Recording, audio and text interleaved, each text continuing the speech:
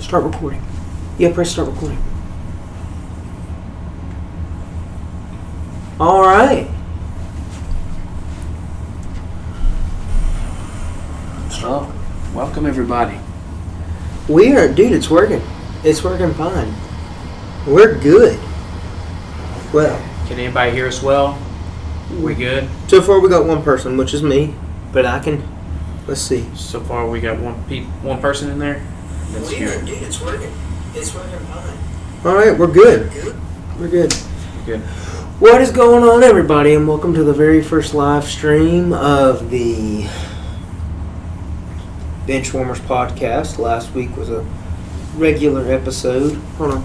Let me fix something. How are y'all doing tonight? We talked episode 1. We talked more about college football week 7, and more about the Major League Baseball divisionals. But now we're in the MLB, conference championships, and we're going into week 8, which is the second half of college football. And let me tell you something, Tyler. It's going to be an exciting week 8. I'm sorry, Eli. I was just trying to get that fixed, man. I feel like it's going to be a very exciting week 8. Georgia going to Austin, Alabama going to Neyland Stadium. Some very exciting SEC games coming in this weekend. And I'll be honest, you got Auburn. Oh boy. Oh man. I'm gonna need some headache powder for that game, my friend. It's gonna be a long game if we can't. We've had a week off to rest and to get better. I just, man, I'm just trying to be happy. You know what I mean?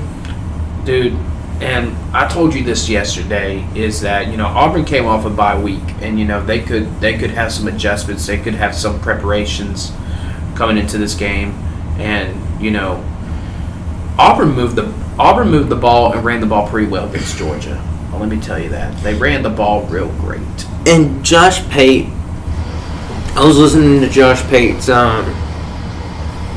live last night, or listening to it today at work, and Josh Pate said himself that Auburn has got to run the football this weekend and prevent turnovers. Of course. They do. I mean, they've got to keep going and just basically run the clock. Basically own the clock that entire game. And it's theirs.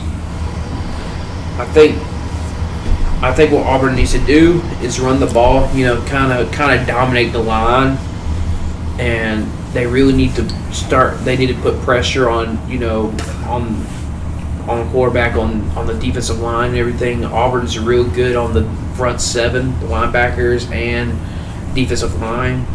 They just need to put pressure. I'll give credit. We're getting better in a way every single week. Every single week we're seeing something new. We're seeing a very young team as well. Yeah. So I'm not going to cancel that out either. Very young offensive line, a very young defensive team. Oh my gosh, but a very good young defensive team.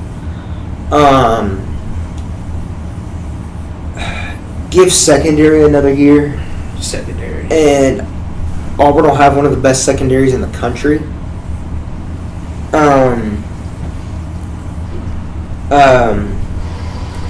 But more than likely, Eli. Hey, Jamie Wood. Jamie Wood's watching. All right, Eli. Stop feeding around the bush, my friend. How you feeling? Man, been a lot of Rocky Top playing this week. I can tell you that.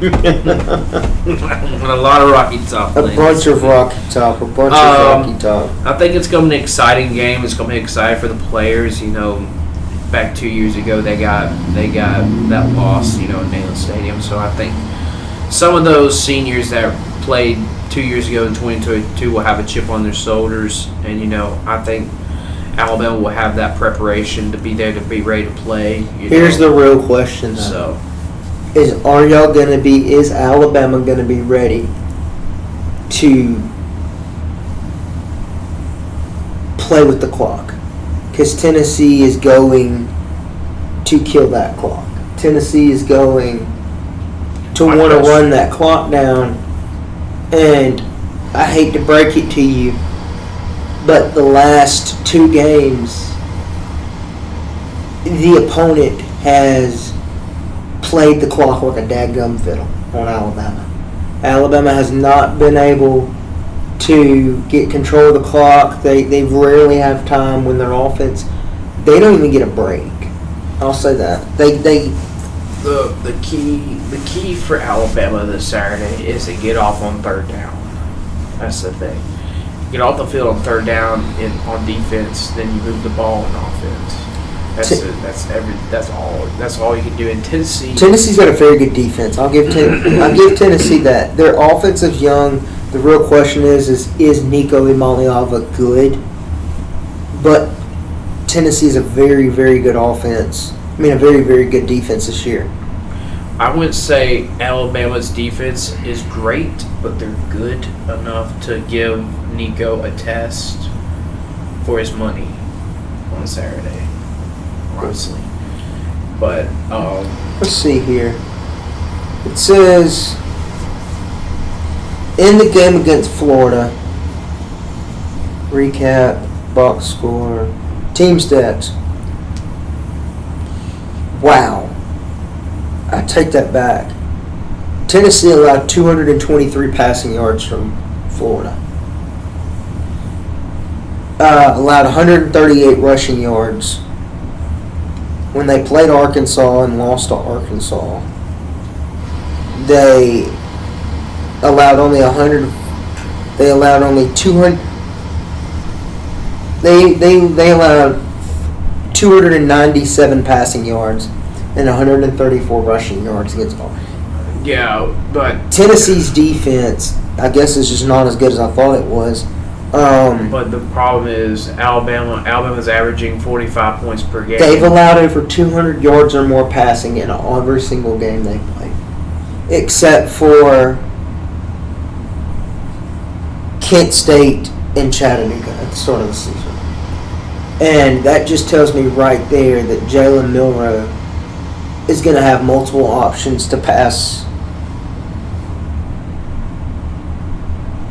Indeed. I agree. I think Ryan Williams has a catch. I think Ryan Williams has a touchdown. Shoot, give me 1 or 2 touchdowns. Yeah. I think Ryan Williams will have a field day Saturday. I mean, I learned my lesson last week not to put money on Jalen Milroe. All Milroe had to do was throw 2 touchdowns, and he threw 1 touchdown, ran for 2. I mean, I told this to people. I told this to my buddies and my family and everything. Like, Alabama went into that game and they thought the same mentality against Vanderbilt. Kalen DeBoer is all about winning big games. He's not all about winning those little games. We gotta beat them convincingly. No, Kalen DeBoer is not I'll give Alabama this. The run game is not impressing me like the passing is. I'll say this is one of the worst Alabama defenses I've seen since before Nick Saban was ever there. So only time will tell when he gets his defense, who's going to coach that defense when it gets good again, and is Kalen DeBoer a defensive coach? Nick Saban's defense was all about creating turnovers and discipline in the tackling, and I didn't see that this season, really. So Alabama needs to have that identity back on Saturday if they want to win. They need to create some turnovers. They need to tackle. They need to have those fundamentals to. Shannon Wood said, "We have one running back that is averaging 10 yards a carry. We are going to have to capitalize on using him and play him more than the others." It's probably Jim Miller. Jim Miller. Jim Miller.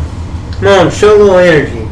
Jim Miller, man. Get a little excited, man. I know you're nervous. Good grief, you're just as nervous as Shannon Wood. But I'll give Alabama credit. Alabama's going to come in fighting. It's either going to be close.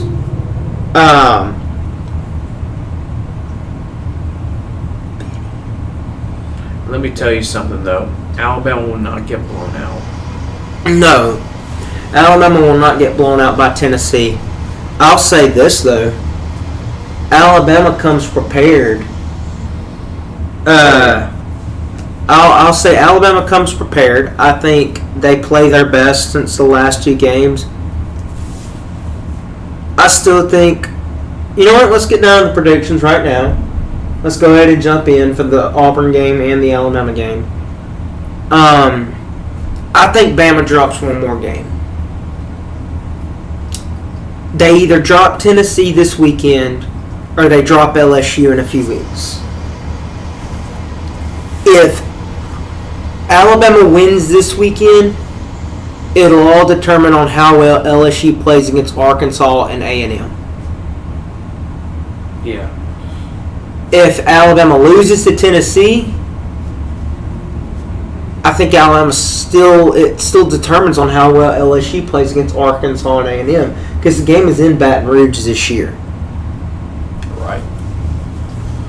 So I don't think Bama losing both games. It's just not Alabama-like. Yeah. This is not, 2007. So I just see Alabama winning, beating Tennessee Saturday. I see them beating them close.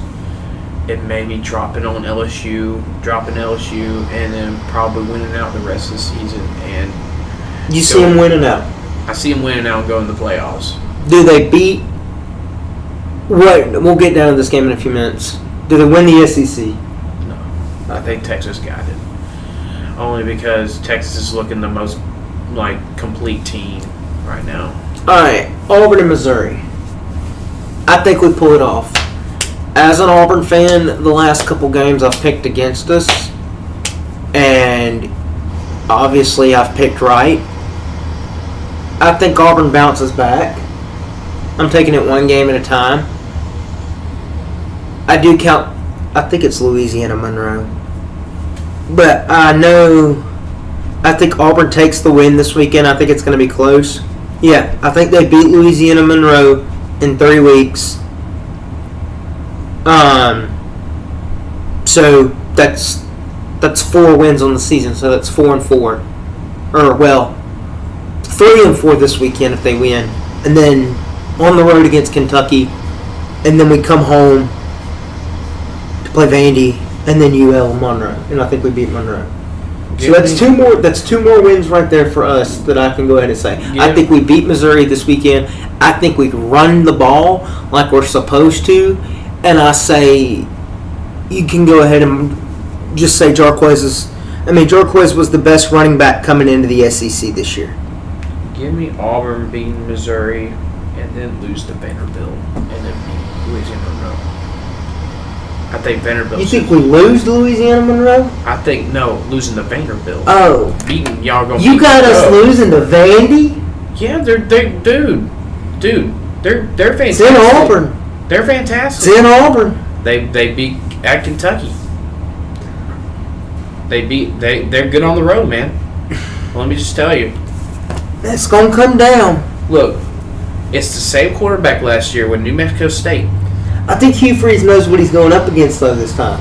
Hugh Freeze is the only coach in the SEC who knows what this kid is. We have a lot better defense than what we did last year. Yeah. I think we could beat Vandy, dude. I really do. What do you think has to happen to make Auburn? Give them another year. Give them another year. They have the exact same schedule this year that they have next year. I think the only difference is you swap places. So home games this year are going to be away games next year. Away games this year are going to be home games next year. Give me another season. Give me Deuce Knight. As starter? Yeah. Well, no. Give me a portal QB. I know that sounds. Give me a senior. And redshirt Deuce. Give redshirt Deuce. Walker's going to be a freshman next year. What I want is for Caden Salter from Liberty, who Hugh Freeze recruited, who is tearing it up at Liberty right now. I think Caden Salter transfers, or someone good transfers. Give me Auburn. Give me an Auburn quarterback next year that's going to be a senior transferring, and in 2026, give me Deuce and Walker White battling it out for first string. I can see that. Walker next year will be one step ahead of Deuce, so 1 year ahead. And Freeze just keeps recruiting. Auburn's got a heck of running backs. I am not kidding at all about the running back room. Oh my goodness. I'm not worried about our running back room at all. I'm gonna look. It's absurd. Let's get to our college pick'ems for this weekend, Tyler. Didn't think about it. Alvin Henderson's coming in next year. Yeah. So Auburn's got Alvin Henderson. So get on. Yeah, we got our college pick'ems for this weekend. We got our first matchup. 11 a.m. kickoff. We got the Hurricanes Miami going against the Cardinals of Louisville. Give me Miami. Yeah, I got Miami. I think Miami's going to be too much. You know, Cam Ward. I'm gonna go off your picks because I gotta keep comments up on my phone. Cam Ward's looking, too much for anybody in the ACC right now. So give me Miami to beat Louisville this weekend. Alex, if you're hearing this, so our next matchup is Nebraska. Matt Rule taking on Indiana. Give me Nebraska. Yeah, Matt Rule is getting Nebraska back to the way they used to be. I think Nebraska could be better than they were. The one loss, honestly, was against a really good team. So Nebraska's playing good ball. Give me Nebraska this weekend to beat Indiana. I'm gonna go with Nebraska too. Technically, it'd be considered an upset. Give me Nebraska. I think Nebraska's got it with. Arizona State taking on Cincinnati. Give me the Sun Devils.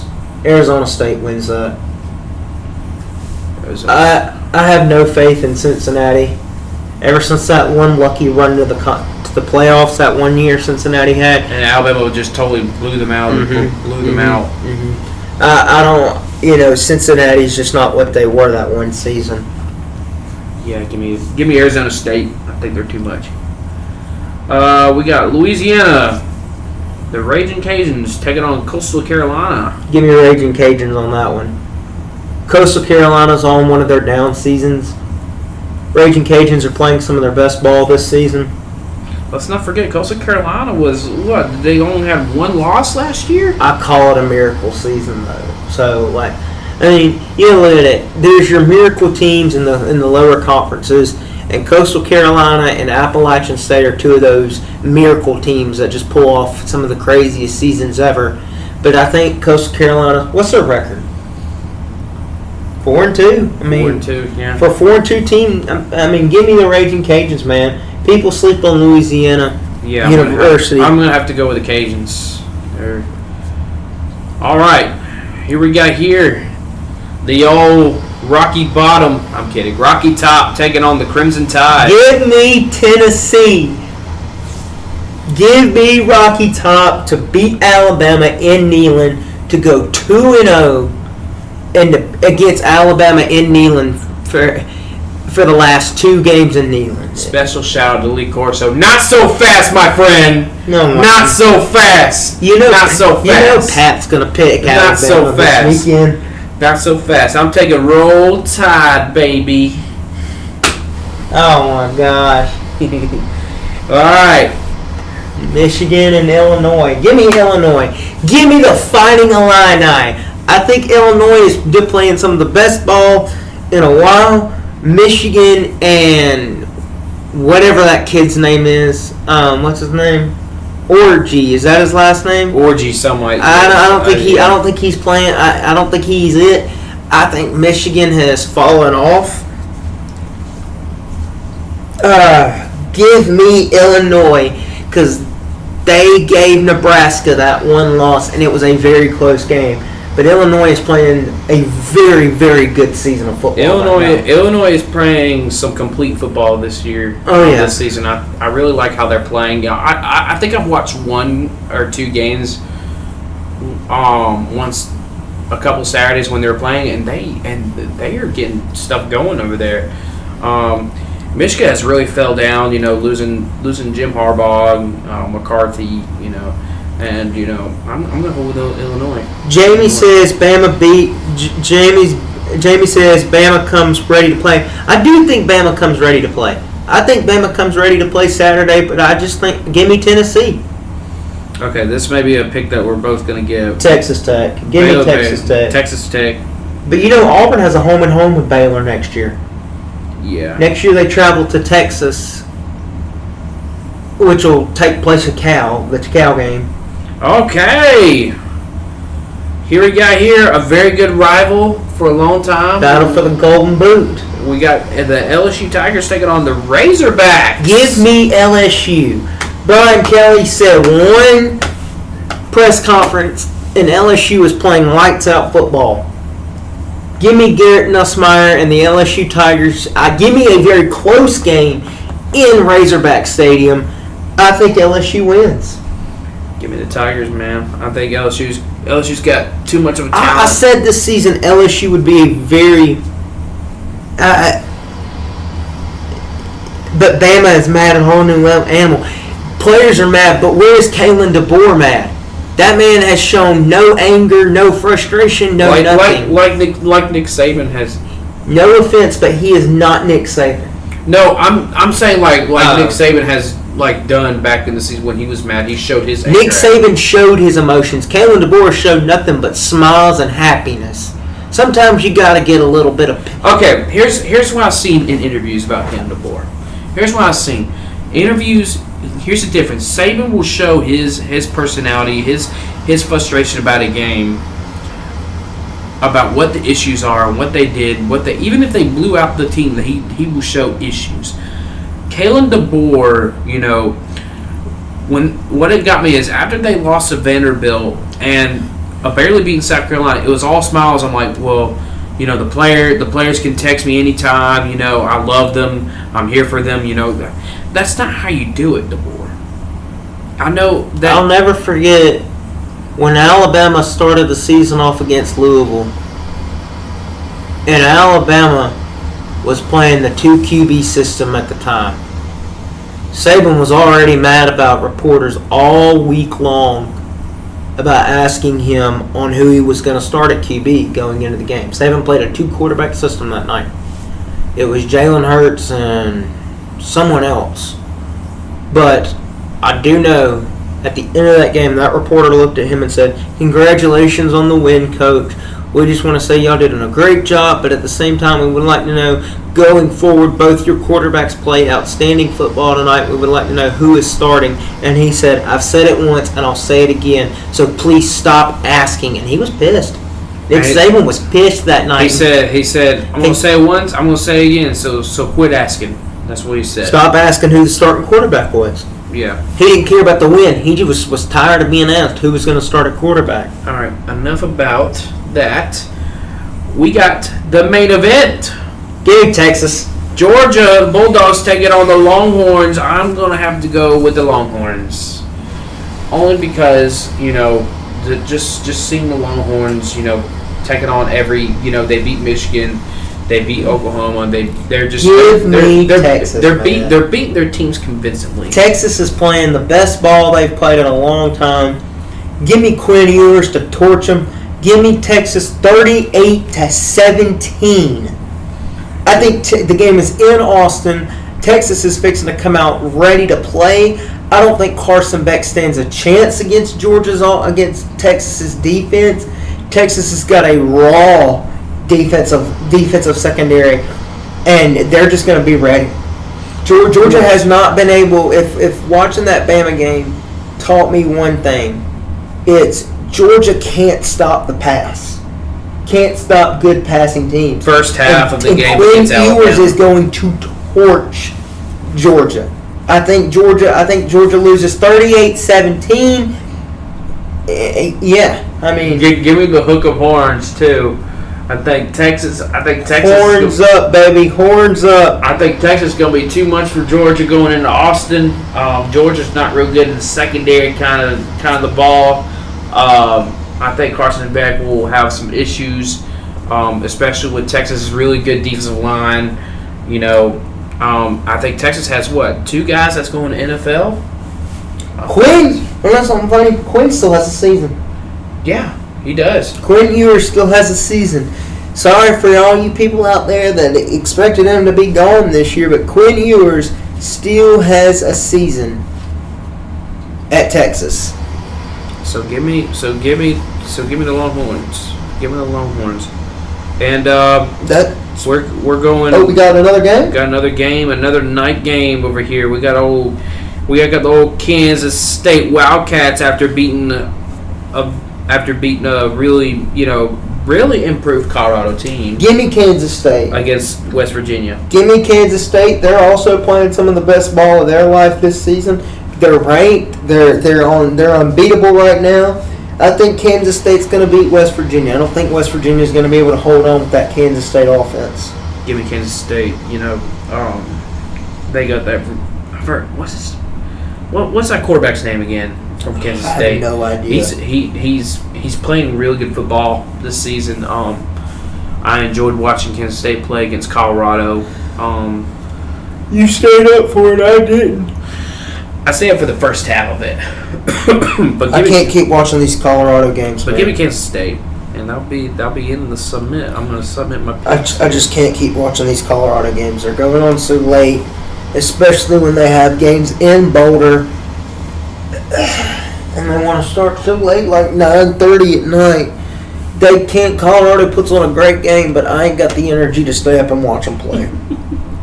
I did it last year when Auburn went to Cal, and I regret it. I actually fell asleep in the second half of that Auburn and Cal game and was just out cold. I don't mean to get you started, but Missouri is a really short favorite. Oh, I know they are.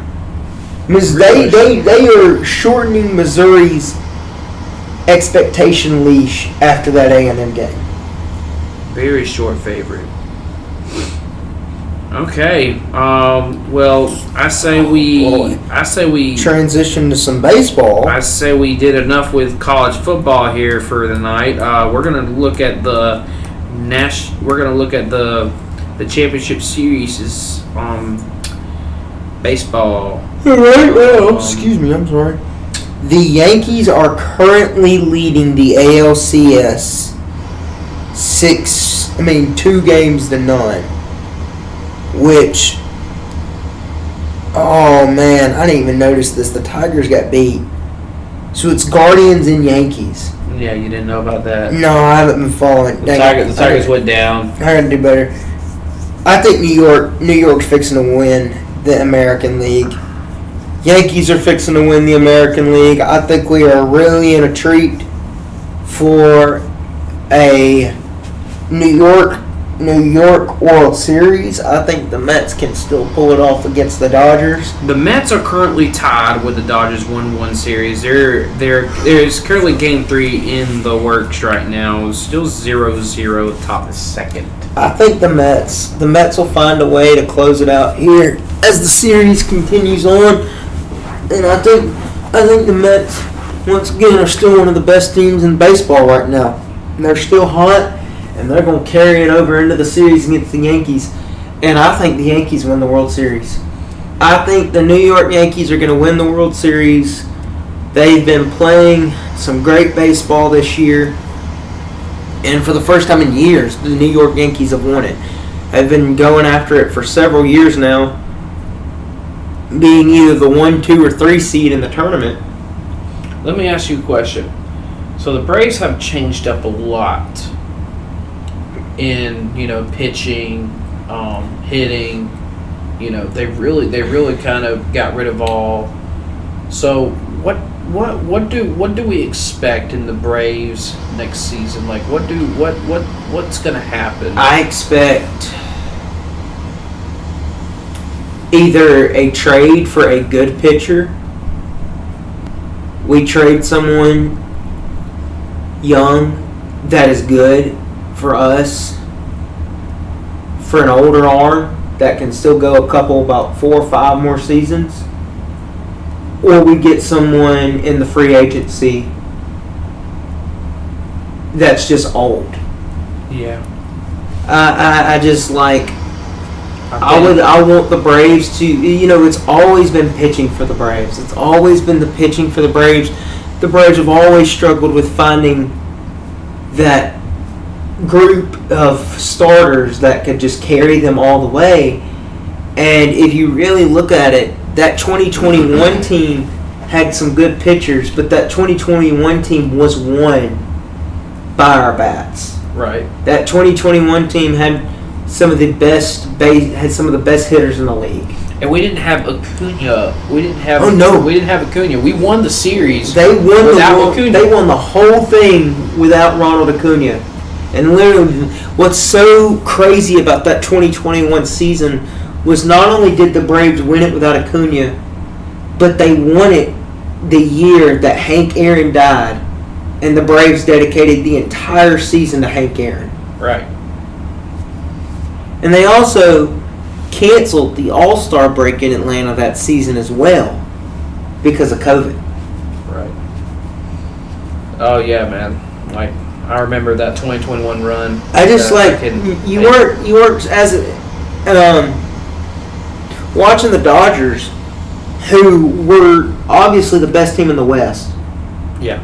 You had everybody returning in LA.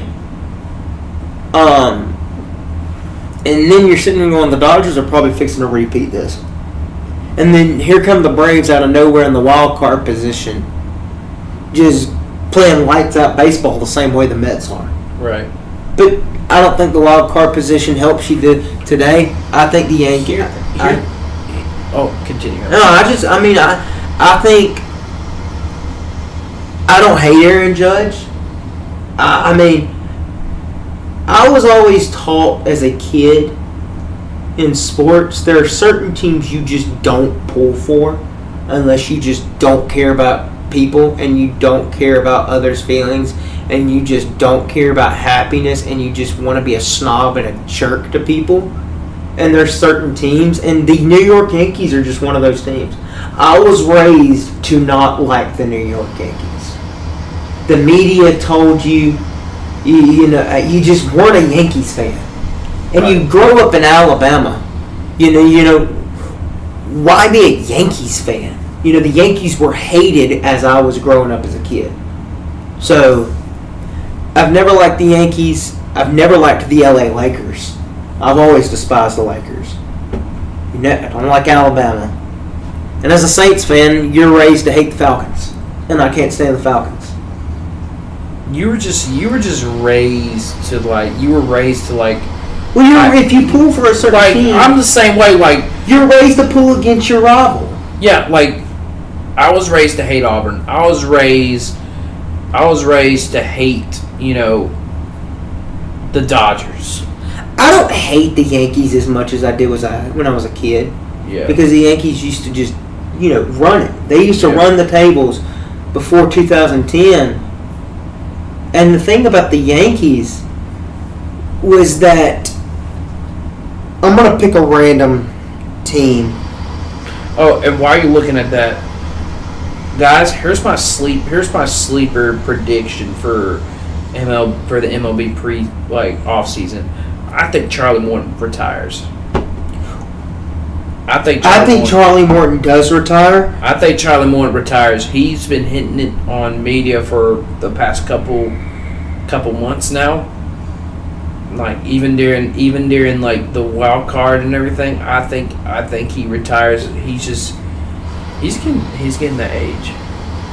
So that 2009 Yankees roster, the team that won the World Series, they beat Philly. Philly was, oh my gosh, Philly! You weren't stopping the Phillies in 2009.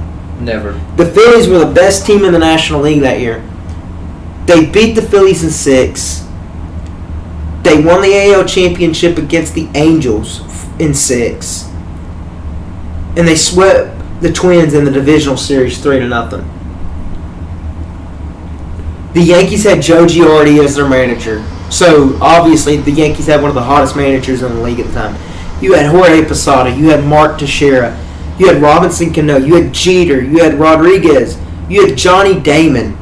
You had Melky Cabrera. You had Nick Swisher and Hideki Matsui as your designated hitter.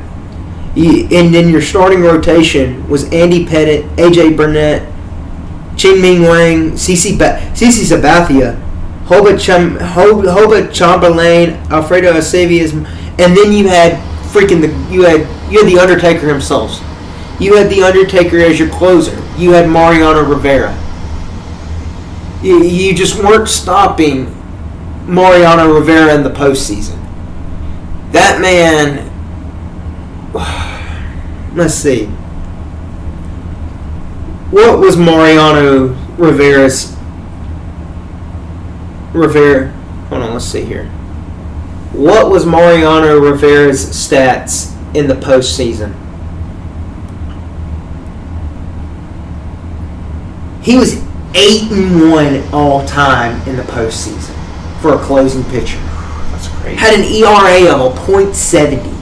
He had 110 strikeouts, 42 saves, and 96 appearances. I don't think nobody can beat that. I'm sorry to say this, but Mariano Rivera is the greatest closer in baseball history.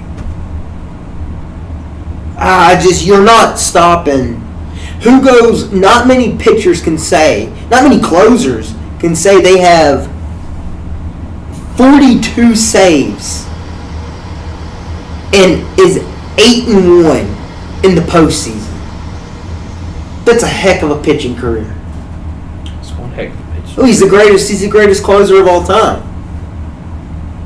I mean, you had Rodriguez in his prime, you had Jeter in his prime, you had Mark Teixeira in his prime. Teixeira was just leaving the Braves at the time. Yeah. Johnny Damon left the Red Sox a few years before. So you've got 4 of the best hitters on the team right there, and 2 of them were traded to the Yankees. But yeah, give me New York. I think the Yankees win the World Series. I think they beat the Dodgers. I think the Yankees are probably the most complete. Absolutely. I think if the Yankees lose, it's because they shot themselves in the foot. Just thinking, the Dodgers have Ohtani, which, that's one player. Ohtani, Betts and Kiki Hernandez. Who is playing great baseball right now, too, might I add. And, the Mets are playing their hottest baseball right now. So, you got those 3 good teams right now. Not counting the Guardians. But 2-0. 2-0 Dodgers. So, and to be honest, I think we're going to see a New York Yankees World Series champs. Here's a question. You put Yankees and Dodgers in the World Series. You put 2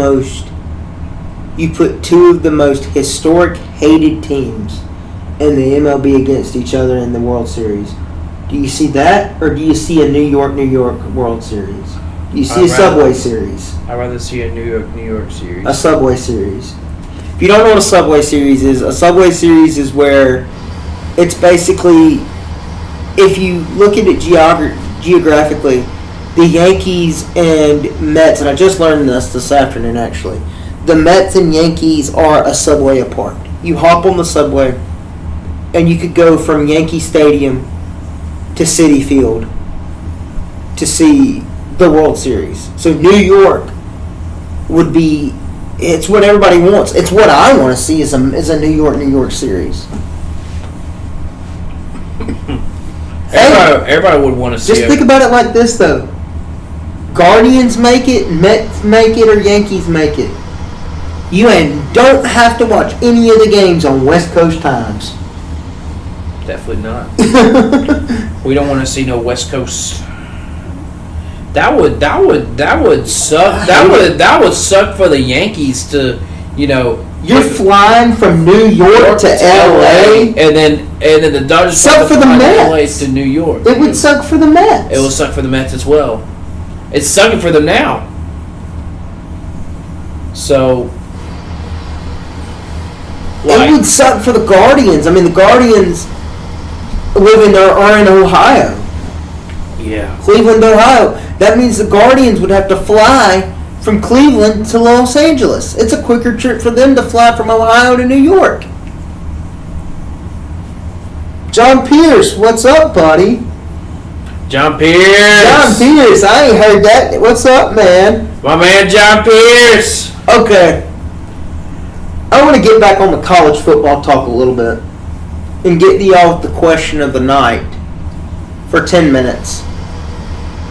John Pierce. I want y'all to think of a list of the top 5, in your opinion, top 5 greatest college football quarterbacks of all time. Right. Eli and I made a list. You got yours? Got mine. I got mine. Mine's gonna be a little similar to yours, though. I feel like there's only one answer, though. Yeah. All right. At 1, I got Cam Newton. Auburn fan, yes, I know. Oh, he's so biased. I'm like, you know what? Who cares? Who cares if I'm biased? But Cam led a mediocre Auburn team to a national championship and put up some of the best stats ever. Need I say more? Who you got at 1? It's gonna throw up in my mouth to say this as an Alabama fan. And that 2010 game just made me puke. But at number 1, I got old Cam Newton. Old? I said old. Oh, you better don't call him old. Call him the man. You call him Superman old. What's wrong with you? At number 2, I've got Joe Burrow. Oh boy, Burrow is a lot like Cam. The only difference is that Burrow had NFL talent around him. Cam didn't. But Joe Burrow led that LSU team to a perfect undefeated season, clinching his Heisman Trophy, beating Alabama in Tuscaloosa. Joe Burrow played lights out football that his last year at his senior year at LSU. I got Tim Tebow at number 2. Tebow at 2? Explain. Just like, I just feel like he was more historical, like stats. If that makes sense. I give Tebow credit because Tebow had the career. He had the career. He didn't do quite as well in the NFL, but like I felt like he jumps over Burrow just the way. That's a big jump, putting Tebow over Joe Burrow. But yeah, who you got at number 3? I got Vince Young at 3. Vince Young was probably the greatest Texas quarterback of all time. No, second. He's in the top 3. Texas has got 3 quarterbacks of all time. In no specific ranking do I have them. You've got Vince Young, you've got Quinn Ewers, and you've got Colt McCoy. Yeah. I still think if Mark Ingram had not put up the numbers he did that season, Colt McCoy would have won the Heisman Trophy. I still think if Colt McCoy not getting injured, Alabama would have lost to Texas. The game would have been closer. I got Joe Burrow at 3. Burrow at 3. Okay. I got Joe Burrow at 3. I was not going to count Joe Burrow out in the top 5. So. Oh man, you can't leave Joe Burrow out of the top. No, of course not. Number 5 for me. I thought we were at 4. Oh, 4. I got Tebow at 4. Like you said, statistically, career-wise, Tebow is one of the best. Played, Tim Tebow had so much that not many college kids had. Tebow had passion. Yeah. Tebow had a love for the game. And, well, my God, what a quarterback in college. Like, the dude had everything. Like, Urban Meyer recruited Tim Tebow. And if you haven't seen the Swamp Kings documentary on Netflix, I'd say go check it out. I watch it all the time. They said on campus that man carried 3 things around with him: his book bag, his Bible, and a football. Or no, his book bag, his Bible, and a playbook. He studied his Bible, he studied his homework, and he studied his playbook. Being one of the most popular kids on all of campus, they said he never went to parties. He lived, breathed, and did nothing but God's Word and football. And just the fact that the stats Tim Tebow put up at Florida, he set records going into his senior year. The dude was a national champion, 2-time national champion, a Heisman Trophy winner. I mean, SEC champion. SEC champion. Who you got it for? Tua Tagovailoa. Tua! I put Tua at 4 because of his accuracy of passing, and just his passing rate was just probably one of the best in the country, or one of the best of all time. You forget that Tua was in the Heisman race. He was in the Heisman race, and he also had 4 NFL wide receivers that he could throw to one, like on one by one. Like, I mean, yeah, it was a little bit of help for Tua in his stats, but you had Tua was just really good with the accuracy and everything, and I got Tua at 4 because it's just. There's not much to say to him, but he was just very good with the arm, very good. So you don't consider Bryce Young in the top 5 as. So would you say Tua is the greatest Alabama quarterback of all time? I say Tua is the greatest Alabama quarterback of all time, even though he didn't win Heisman, and Bryce Young did.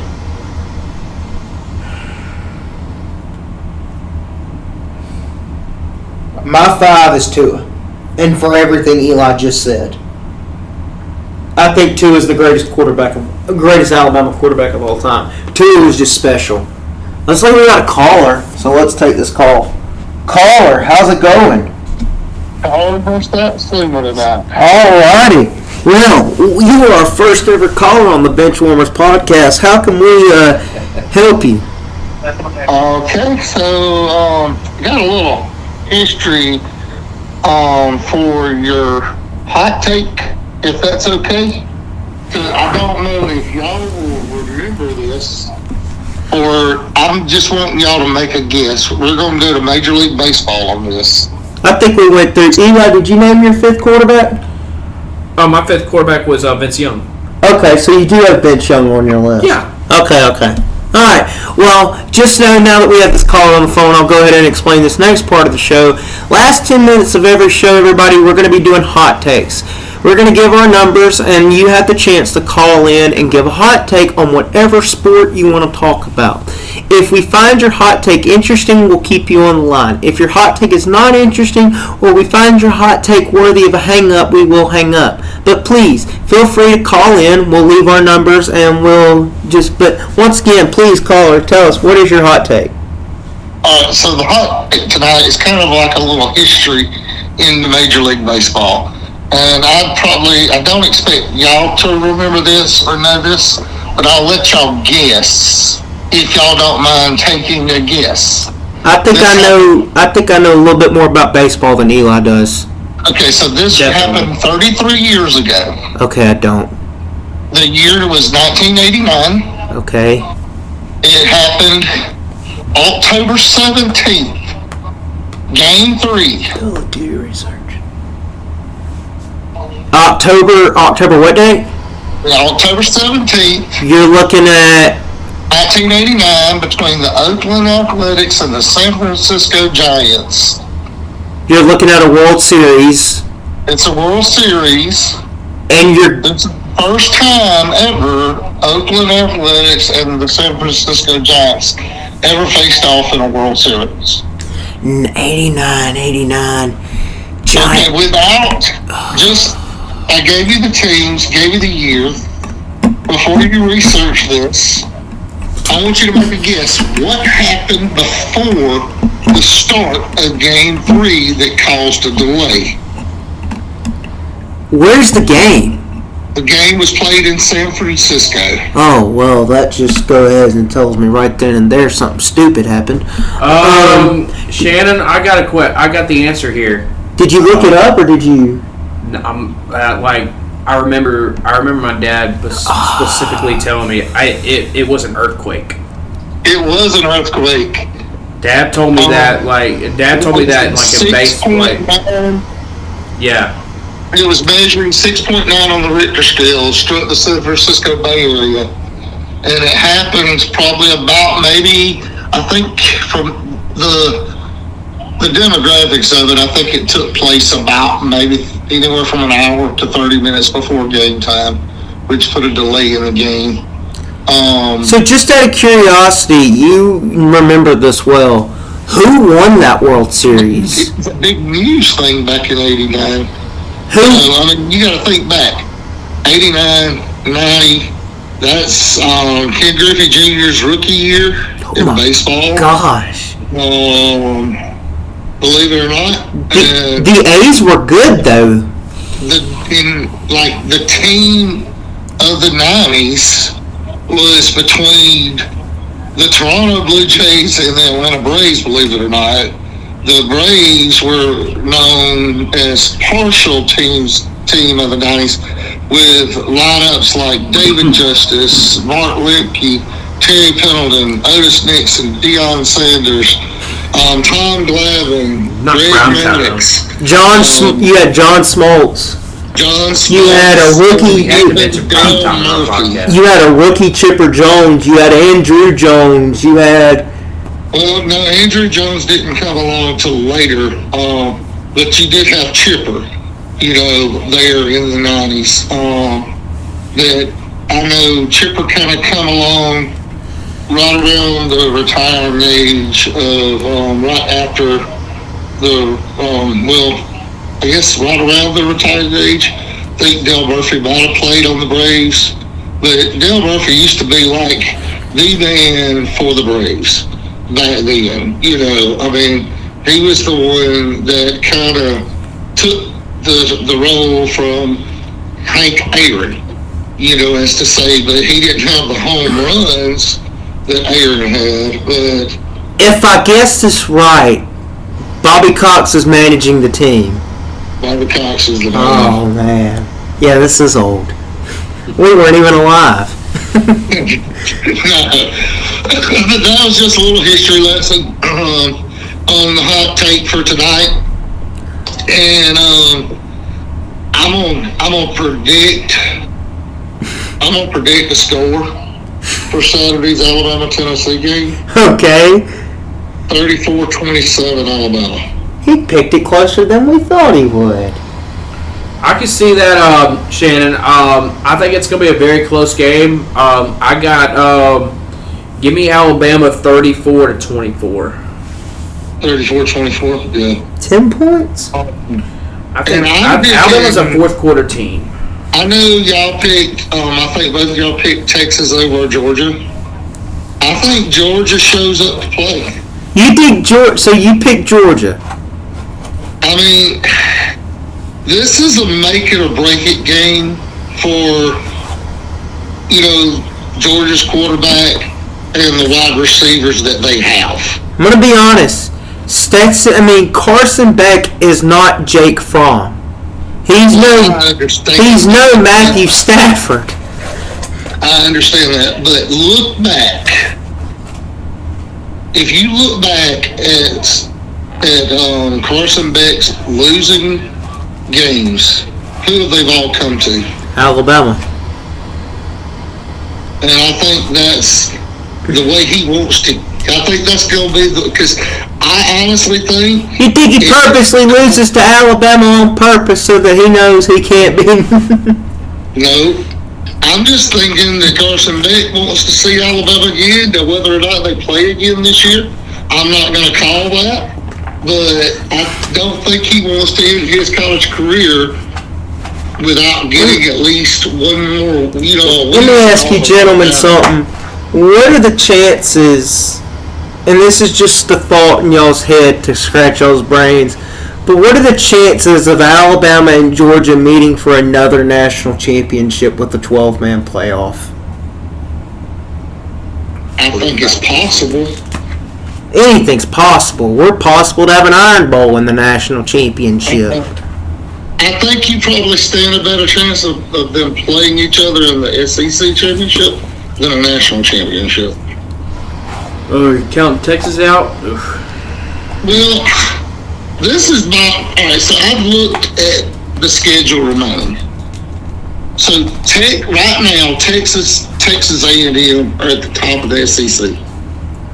Okay, and I was listening to Feinbaum Monday, and somebody called in and asked what the odds of Texas and Texas A&M playing at the end of the season and turning around in the next week playing again against each other in the SEC championship game. So Texas A&M still has to play LSU, and if I'm not mistaken, they still have to play Georgia. Am I right on that? I think you're right on that. You're correct. Okay. Yes. So if Georgia plays Texas and beats Texas this week, that's going to give Texas their first SEC loss. That leaves Texas A&M and basically LSU at the top of the SEC. So what you're saying is we could possibly see a potential LSU out. I think LSU gets into the Absolutely. SEC.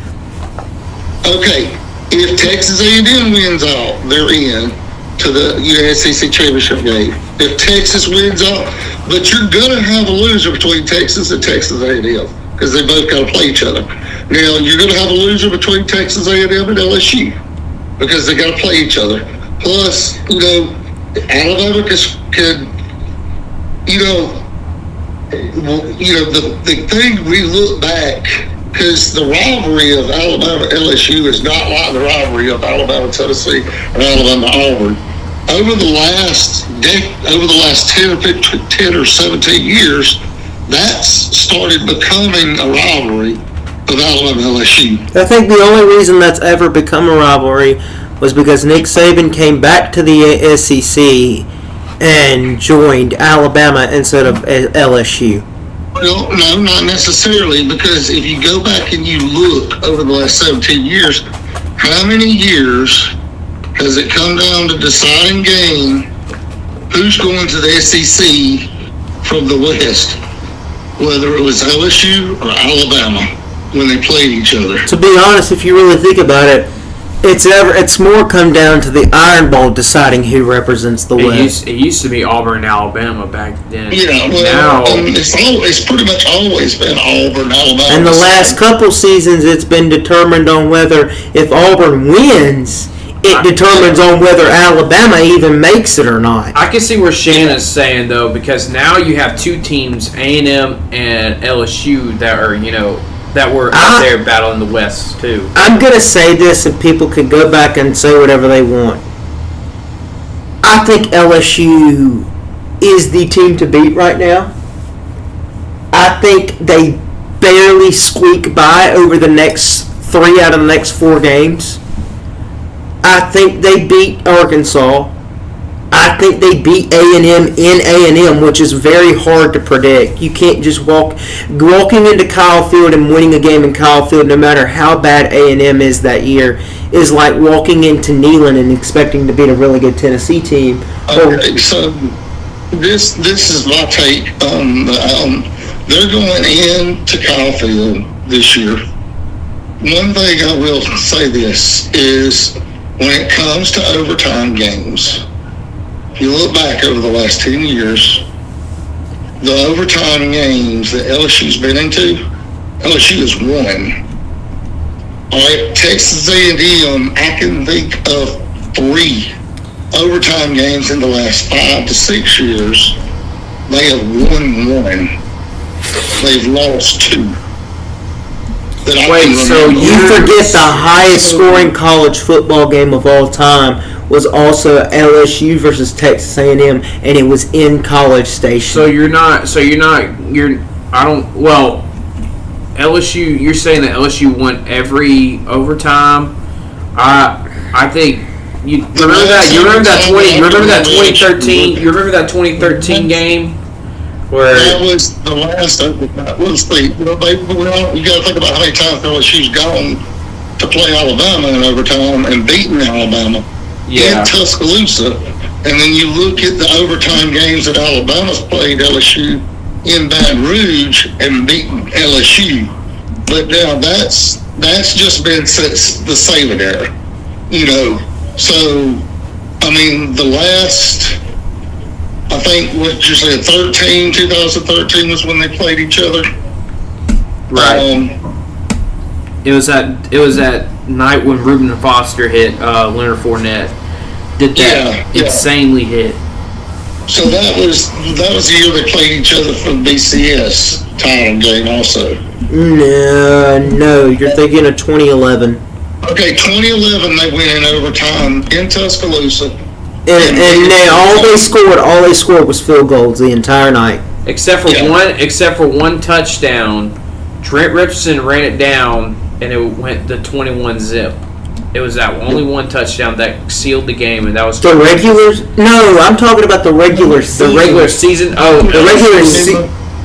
It was all field goals. Yeah. The first touchdown scorer was T.J. Yeldon. Yeah. Anyway, well, Colin, we are definitely running out of time. We've got to wrap this up. We'll see y'all next week. Y'all have a good night and roll time. Go Vols. Well, guys, we appreciate y'all watching. We appreciate another show done. We hope y'all have a great week. Keep your sticks on the ice. Keep your mouthpieces in your mouth. And saddle up because it's going to be one heck of a second half of Week 8 of college football. Have a great week, guys. We'll see y'all later.